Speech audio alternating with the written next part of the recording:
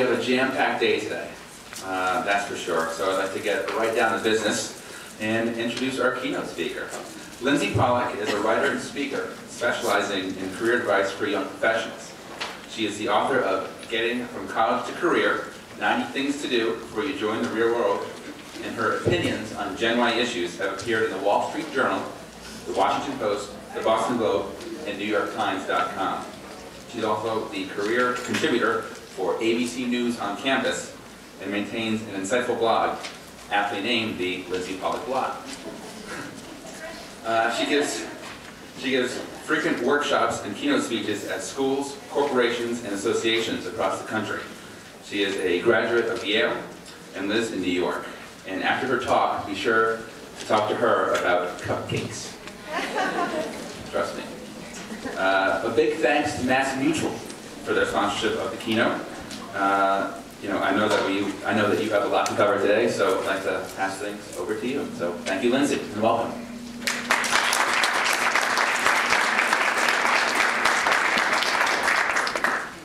Thank you so much, Mark. Thank you to everyone at Experience. Thank you to MassMutual. I see lots of friendly faces in the audience, so I'm thrilled that you're all here in the morning. And I want to jump right in and talk about what Gen Y wants.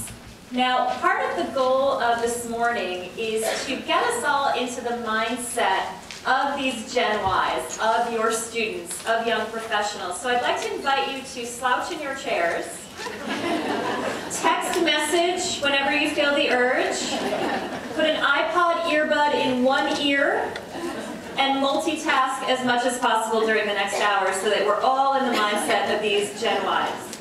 So I have 3 goals this morning. First goal is to frame the day, to frame the whole conference today by sharing some insights about Gen Y from my research with the Gen Ys, with companies that hire them, and with people like all of you and other university staff, to talk about what they're thinking and why they behave in the ways that they behave. Number 2 is to outline specifically what we can do with this knowledge in order to bring more students into career services offices, to help more students find the careers that they enjoy, and to really build the presence, as Jenny said yesterday, in this market right now to help young people understand the importance of thinking about their careers. And if any of you had a chance to look at the news this morning, the big headline is the new jobs report is coming out today. And the December report is bad. And all of these Gen Ys that we're talking about today are going to be waking up in 3 or 4 hours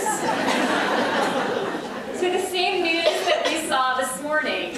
And I think we have a tremendous opportunity to help in these difficult times. And that's my goal, and I know it's yours too. And the third goal today is to have some fun, because if you're talking about young people and you're not having fun, you're definitely doing something wrong. So I'm very excited to get started, and I want to start with this quote.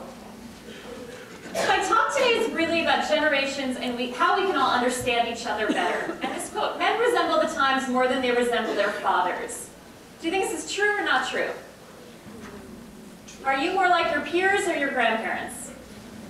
Often we're more like our peers.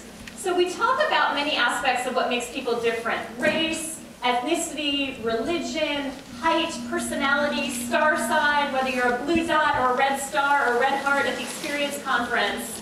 Today we're going to really narrow our, shout out to the green dots. Where are my green dots? Woo! It's a bonding thing. It's a bonding thing. So when you think about generations, and that's where our lens is today, one of the places to look is with your family. And as many of you know, the founding story of Experience is Jenny wanting to help her sister. And when I think about this issue, I think about my sister. She's 8 years younger than I am. We grew up with the exact same parents, the same hometown, we went to the same high school, we have the same dimples, we're the same height, but we're very, very different people. So the story I want to start with, hopefully it looks familiar to many of you. The story I want to start with is when I was writing my book, Getting from College to Career. I come from a background of academia and journalism is what I studied. So whenever I'm working on a project, I'm very interested in fact-checking and making sure that everything I'm saying is true and verifiable. And I really take a big sister approach to Gen Y career training, and I want to make sure that anything I'm saying is resonating with the Gen Ys. So my one-person focus group on all issues Gen Y coolness is my sister Laura. So I finished the manuscript for my book. It went through copy editing, all the grammar was perfect. And I called Laura and I said, Laura, I want to send you the manuscript because I want to make sure that it's really appropriate for your generation. I want to make sure it passes the Gen Y test. And she said, yeah, yeah, absolutely, that's great, that's great. And I find, and you have probably found, that Gen Ys are delighted to tell you their preferences, and I know there's a session later where we can do that. So I sent the book to her, and she called me pretty quickly, and she said, there's a problem.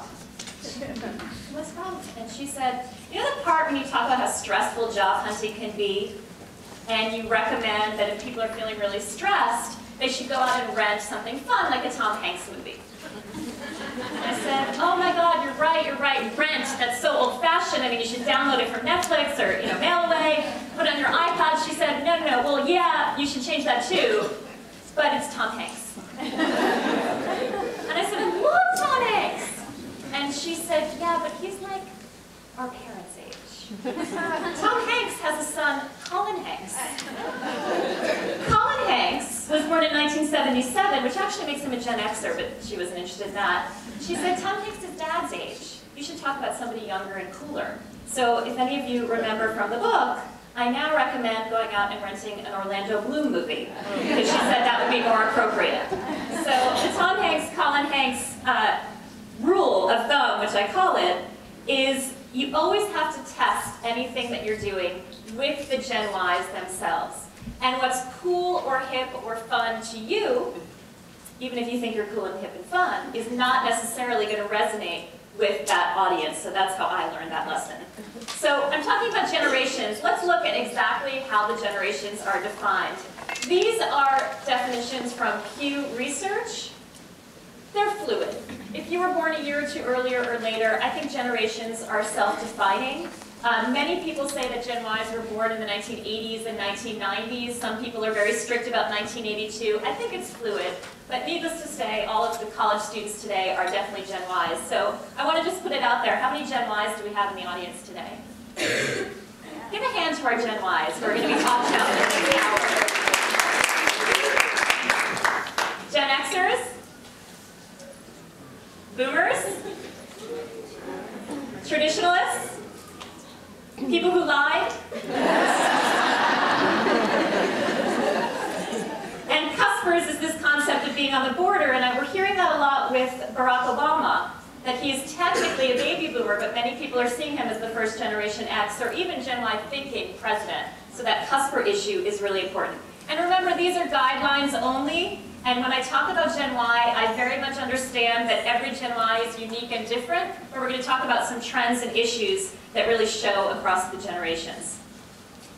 So when you think about the generations, besides date, one of the things that generational researchers look at is the defining influences on a generation.